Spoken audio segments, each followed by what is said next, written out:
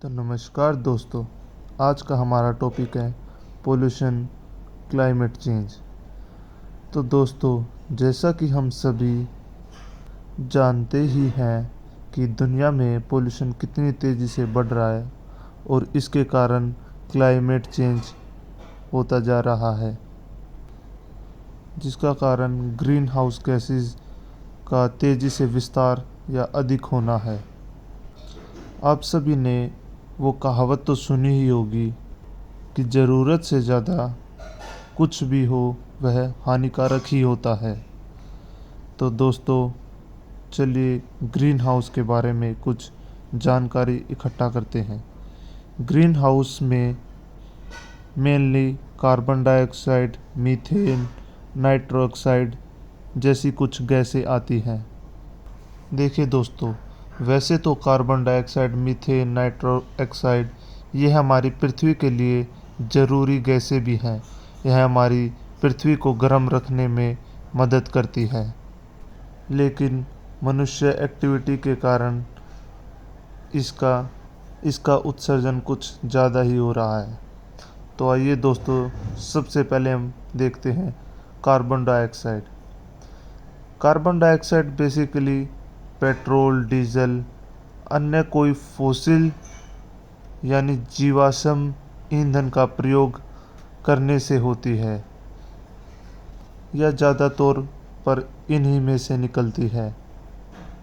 दूसरी है methane gas, जो ज़्यादातर एग्रीकल्चर, कोयल, वेस्टेज ऑफ फूड, प्राकृतिक गैस, परिवहन जैसी अन्य सभी चीज़ों से निकलते हैं।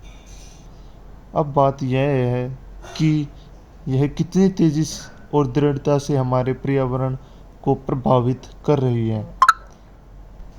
सबसे पहले आइए हम कार्बन डाइऑक्साइड को देखते हैं। यह मनुष्य के द्वारा उत्सर्जित होने वाली सबसे ज़्यादा गैस है। 2020 के आंकड़े के अनुसार CO2 ने मानव गतिविधियों से सभी अमेरिकी ग्रीन हाउस गैस का उत्सर्जन का लगभग 80% हिस्सा लिया है। CO2 प्राकृतिक रूप से पृथ्वी के चक्कर, वायुमंडल, महासागरों, मिट्टी, पौधों, अन्य सभी प्राकृतिक परिचयों के रूप में वातावरण में मौजूद है। लेकिन मानवीय गतिविधियों के कारण यह चक्कर भी प्रभावित होता जा रहा है, जिसके कारण हमारे क्लाइमेट चेंज हो रहा है। इसमें ज़्यादा ग्रीन हाउस गैसेस ट्रांसपोर्टेशन, जैसे हमारे एक जगह से दूसरी जगह जाना या फिर हमारे किसी अन्य माल ढोने आदि जैसे कारण है। दूसरा है इलेक्ट्रिसिटी, जो मनुष्य की रीढ़ की हड्डी कही जा रही है और कही जाती रही है। इसके इसके ग्रीन हाउस गैसेस उत्पादन करने में दूसरा पायदान मिला है। और दोस्तों, तीसरा नाम इंडस्ट्री का आता है।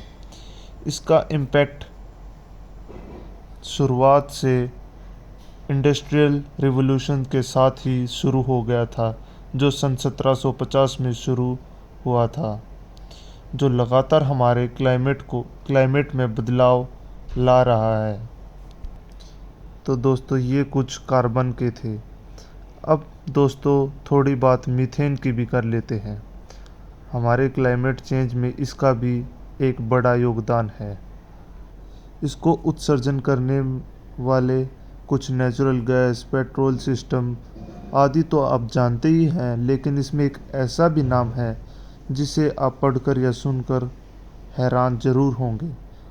इसमें एग्रीकल्चर, जी हाँ दोस्तों, इसमें कृषि की भी मुख्य भूमिका है।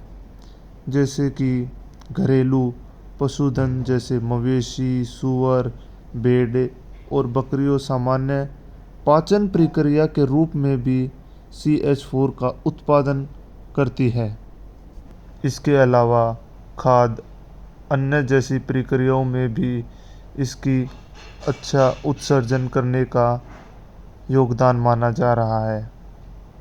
तो दोस्तों ये हमने कुछ कारण पढ़े थे।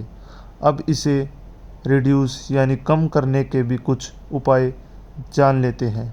सबसे पहले कार्बन डाइऑक्साइड। इसका सबसे कारगर तरीका है फॉसिल फ्यूल यानी कि जीवाश्म ईंधन का कम से कम प्रयोग या उत्सर्जन करना।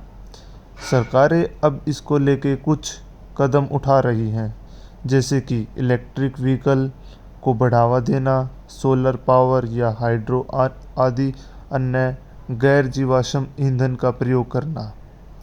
दूसरा, मीथेन कम करना यानी कि कोयल गैस, बायो गैस, कोयल माइन आदि को कम करना। इसमें GMI यानी ग्लोबल मीथेन इनिशिएटिव बहुत का अहम रोल बनता जा रहा है, जिसमें बहुत सारे NGOs, development banks, private player आदि इसमें काफ़ी भागीदारी दिखा रहे हैं, जिसमें लगभग 46 देश जैसे विकसित और विकासशील देश भी शामिल है, जैसे अमेरिका, वेस्टर्न वर्ल्ड, रूस, भारत, चीन जैसे देश शामिल हैं। तो दोस्तों यह हमने पढ़ा, यह सभी सरकार अपनी आप को इसके लिए बचाने के लिए कुछ तरीके दिखा रही है, लेकिन हकीकत इससे थोड़ी अलग है। जैसे गवर्नमेंट पेट्रोल और डीजल व्हीकल की बजाय इलेक्ट्रिक वाहनों को बढ़ावा तो दे रही है, लेकिन क्या आप जानते हैं एक इलेक्ट्रिक व्हीकल के उत्पाद में पेट्रोल कार उत्पादन की तुलना में काफ़ी ज़्यादा अधिक उत्सर्जन होता है। जी हाँ, इलेक्ट्रिक व्हीकल के उत्पादन में पेट्रोल व्हीकल से काफ़ी ज़्यादा उत्सर्जन, यह लगभग 30% से लेकर 40% तक जाता है। यह प्रत्येक देश पर निर्भर होता है। इसमें ज़्यादातर लिथियम आयन बैटरी को बनाने की प्रक्रिया में होता है। और इसका दूसरा बड़ा कारण बताया जा रहा है, इसमें रिचार्ज होने वाली इलेक्ट्रिसिटी। जी हाँ, यदि यह इलेक्ट्रिसिटी आपके वाहन को रिचार्ज करी है, यदि वो ही जीवाश्म ईंधन से आ रही है, तो यह बिल्कुल न के बराबर ही हमारे पर्यावरण इन्वायरमेंट को फ़ायदा पहुंचाएगा। तो दोस्तों आइए अब इसके कुछ सटीक और अच्छे कंक्लूज़न को देखते हैं। जैसे कि पहले इलेक्ट्रिक व्हीकल को रिन्यूएबल एनर्जी सोर्स से ही रिचार्ज करने का, और दूसरा इसका एक और कारगर या अल्टरनेटिव ढूंढा जा रहा है, जिसे हम ग्रीन हाइड्रोजन बता रहे हैं। एक्सपर्ट्स का मानना तो यह भी है कि यह बहुत जल्द ही इलेक्ट्रिक वाहनों को रिप्लेस कर देगा, लेकिन यह अभी प्रोग्रेस में है।